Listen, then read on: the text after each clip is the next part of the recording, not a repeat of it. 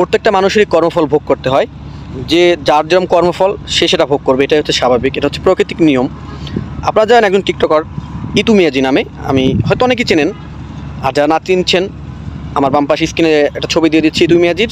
আর যারা একটু ভালোভাবে দেখতে চান টিকটকে গিয়ে সার্চ করলে হবে, ইউটিউবে গেলে সার্চ করলে হবে, বর্তমানে এটা ট্রেন্ডিংয়ে আছে ইতু মিয়াজি। তো এই মেয়েটা হচ্ছে একসময় টিকটকে অশ্লীল ভিডিও আপলোড করতো, টিকটকে, তারপরে পেজে, ফেসবুকে, সোশ্যাল মিডিয়ায় আর কি অশ্লীল ভিডিও বা অশ্লীল টিকটক করতো একসময়।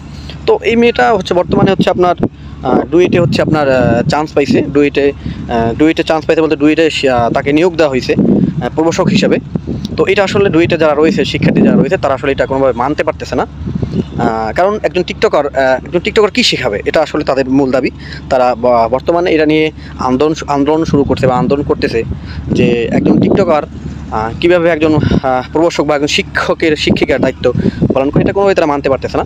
তো এই তুমি যে করেছে তার এই কর্মফলটা এখন ভোগ করতে হয়েছে, কারণ সে যে জায়গাটা আজকে তার যে প্রমোশন হয়েছে, যে জায়গাটা সে নিয়োগ হয়েছে বা যে জায়গাটা সে আজকে চাকরি পেয়েছে, সেই জায়গাটা তার আসলে এটা তার কপাল বা ভাগ্য।